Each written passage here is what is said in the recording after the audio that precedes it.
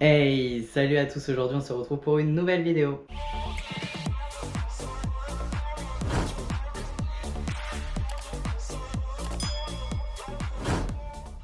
Salut tout le monde, j'espère que vous allez bien. Aujourd'hui on se retrouve pour parler de la reprise de la première étape. Donc c'est parti, la route va être longue, il y aura plusieurs épisodes. Pas autant que la première fois, je vous rassure.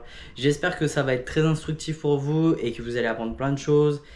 Voilà, en tout cas, merci pour tout votre soutien que j'ai reçu sur ma chaîne YouTube et sur Insta. Je vous souhaite un très très bon visionnage et à tout de suite. Hey, J+12, ça y est, la vie est belle. Vraiment, J+9, c'était pas ouf, hein. J+12, on a retiré le tuteur vraiment, mais c'était incroyable. Donc en fait, en gros, je me suis réveillé ce matin. Ils sont venus me chercher en ambulance et tout. On a pris le fauteuil, machin. Et on est allé en consultation avec côté urologie, avec comment on dit là? Avec l'infirmier qui est là-bas. Donc il y en a deux et tout. Il est super gentil. Le mec, il travaille, mais pépite comme ça là.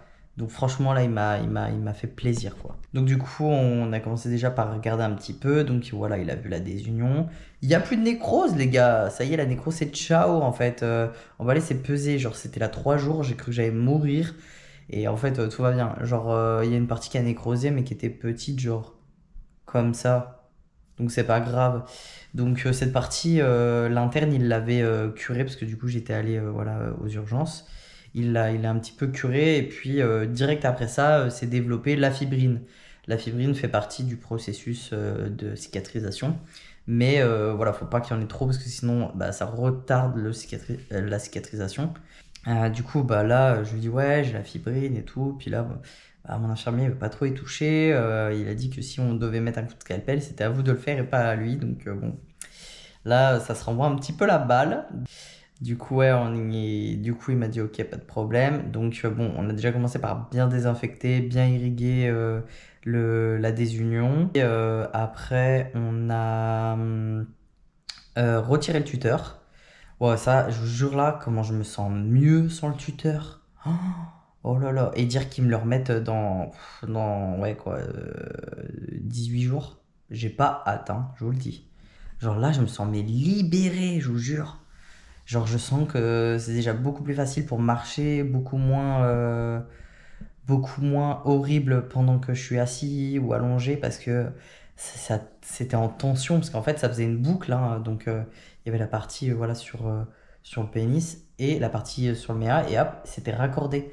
Donc je vous jure, mais c'était horrible quoi. La fibrine, donc moi je trouve il y a deux genres de fibrine. T'as la fibrine qui fait les petites branches d'arbres, je trouve. Ça fait plein de trucs blancs comme ça et tout. Et t'as la fibrine genre jaune, genre juste ça sointe.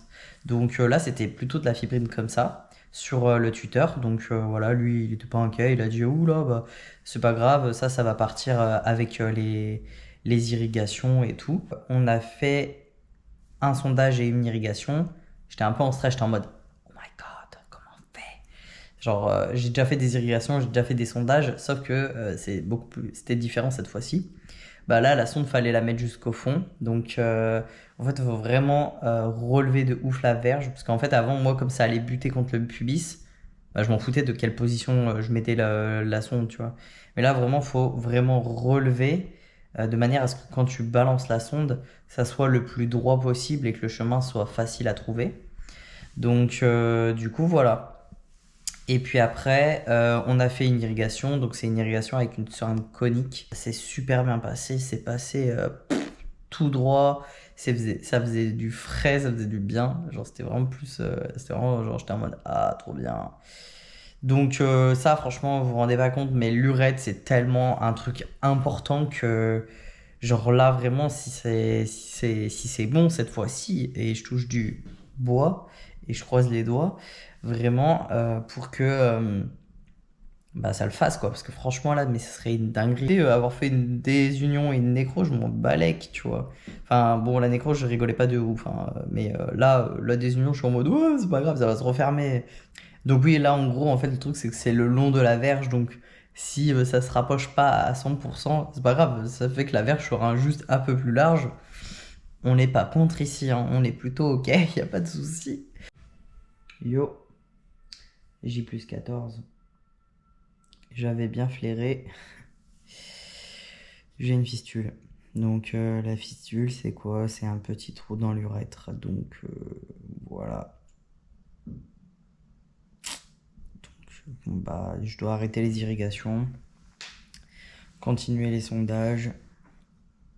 Donc bah voilà, on va juste attendre que ça cicatrise maintenant. J plus 15, ça y est, on est sur le départ. Je suis debout. Ça fait un peu mal, faut pas trop que je reste longtemps debout parce que sinon ça me lance un petit peu. Mais voilà, bon, du coup ce matin j'ai eu ma consultation et maintenant on a changé le protocole, on fait juste des pansements, juste vaseline et compresse. Et on va laisser se refermer ça tranquillement.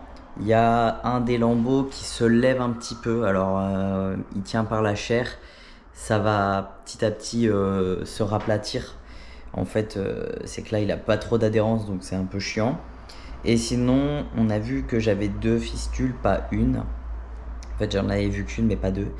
Et donc, du coup, va falloir faire les sondages. On continue les sondages, mais pas d'irrigation, en attendant que tout se referme correctement. Et du coup, je vous souhaite une très très bonne soirée et je vous dis bye tout le monde. Vous y avez cru, hein? Vous aviez vraiment cru que c'était fini? Qu'il n'y avait pas d'autres problèmes? Mais c'est une blague. Voilà, je suis rentré à la maison jeudi soir, on est samedi. Et ben, vous savez quoi? Bah, mon urètre, il vient de s'arracher. Donc, qu'est-ce qui va se passer? Bah, je vais devoir retourner à Lille. C'est bien la CPM. Très très bien. Très intelligent de me faire rentrer en train, devoir marcher et tout. Top. Vraiment, mais... Donc là, bah, j'attends que l'urologue me rappelle pour savoir ce qu'on fait. Parce que bah, pour lui, il faut que je revienne. Donc on va juste voir comment on peut organiser ça. Bon, du coup, on n'arrive pas à joindre mon chirurgien. Bah, normal, il est en week-end bichette, hein, le pauvre. Il va être fané là quand il va apprendre ça. Genre, il va tellement être fané, il va être en mode mais non, putain, j'en peux plus. Genre, parce que c'est vraiment quelqu'un qui prend grave à cœur bah, son travail et du coup, genre, lui, pour lui, c'est une déception quoi. Genre, quand il y a un problème, c'est chaud quoi. C'est vraiment la merde et du coup, je sais pas trop quoi faire là, ça m'énerve. Parce que tout le monde part en vacances en fait. Ma mère part demain en vacances. Ma soeur est en train de partir en vacances. J'ai mon chien à gérer. Mon frigo qui est plein que je sais pas du tout quand c'est que je vais revenir, donc MDR. Et je sais pas comment y aller parce que bah voilà quoi. Y aller en train, bah c'est souffrir pendant 3h15. Pendant 3h30, je viens de le faire il y a 2 jours, donc voilà. Prendre le Blablacar, bah ça va beaucoup bouger, ça va être long, ça va être interminable, ça va être chiant. En plus, j'ai plus une thune parce que genre bah la SPM ils mettent leur life à me payer là, donc voilà. Du coup bah je suis un peu déprimé en plus, j'ai cette putain de complication. Ça me saoule là, c'est bon. Franchement là, moi je suis fané. En plus, je suis en train de marcher actuellement, ça me fait extrêmement mal. Donc maintenant je suis un peu habitué, donc voilà, qu'est-ce que vous voulez que je vous dise. Donc bon, bah écoutez, pourquoi pas, hein, soyons fous. Samu, pareil, ils s'en foutent vraiment. Très très très vraiment pas bon avec les personnes trans, hein. C'est quelque chose d'impressionnant, hein, ça fait un peu peur quand même. Je me pose des questions, ouais.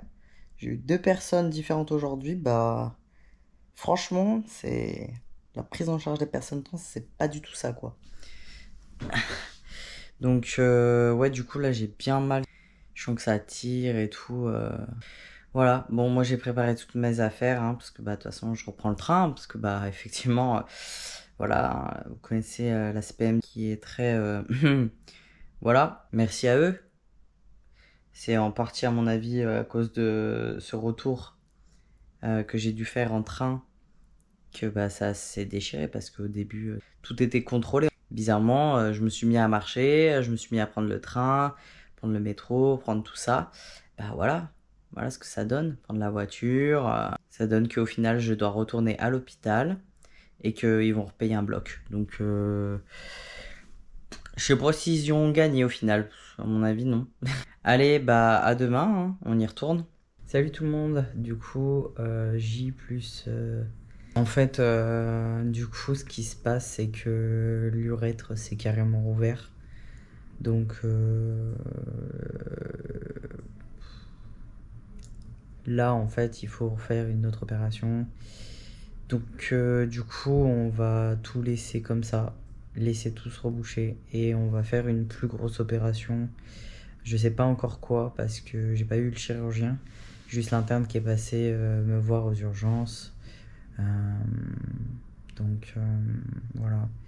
Pour l'intervention, on sera un peu plus mercredi, parce que j'ai consultation avec le docteur Marcelli, mon neurologue.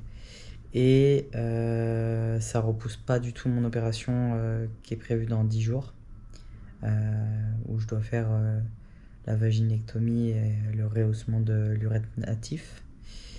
Parce que là, c'était bien l'urètre, le néo-urètre, donc celui qu'on a créé. Donc voilà, on va laisser tout cicatriser comme ça, et après, on va voir. Je suppose qu'il va me parler d'une greffe, mais laquelle, je sais pas encore. Je pense peut-être une espèce de poignée comme l'abdos, mais sur la cuisse. Je sais pas. Donc on verra ce qu'il me propose. J'espère que ça le fera. Voilà. Et puis voilà. C'est une grande déception. Donc bon. Je suis un peu fané. C'est aussi dur de vivre ça tout seul. Mais bon, voilà. Du coup, là, ils m'ont transféré des urgences à une chambre parce qu'il n'y a pas de place à la maison hospitalière. Parce que là, il faut juste que je fasse des soins basiques. Enfin, basiques, MDR. Mais j'ai juste des petits soins à faire. Donc, ils me gardent jusqu'à mercredi. Puis après, je pense que je vais pas rentrer à la maison parce que au cas où il y a une urgence, et puis de toute façon je dois revenir, enfin mercredi je reviendrai dans 7 jours, donc ça paraît trop compliqué de faire l'aller-retour. J plus 19. Bon, j'ai eu une consultation avec le chir, au final c'est pas vraiment un échec, mais c'est pas une réussite non plus. Ouais, parce que comme mon urètre, voilà, il est ouvert, en fait, je vais vous faire un peu des schémas pour que vous compreniez. Donc en premier, vous voyez là où ils ont pris au final la greffe, donc la partie verte. Cette partie, ils vont la tourner pour la mettre sous le pénis. Donc ça fera juste 2 petites cicatrices en plus, comme vous allez voir. Enfin, petites, qui sont quand même un peu imposantes au final. Mais franchement, c'est fin, on voit rien du tout. Enfin, il n'y a rien. Comme vous pouvez voir sur celle-ci, donc on voit les petits lambeaux qui ont été patchés dessous. Puis vous voyez aussi sur celle d'après, en fait la partie en vert, ça a été aussi la greffe qui a été prise aussi sur les petites sur les cicatrices là qu'il y a sur les côtés. Donc pour refinir le tube de l'urètre correctement. Sauf que entre temps, vous voyez, c'est la désunion. Après, vous voyez en jaune dans le triangle, c'est la fistule, l'endroit où où il y a le trou. Donc, et en fait, là, cette partie-là est vraiment à plat. En fait, c'est passé d'un tube comme ça à hop comme ça.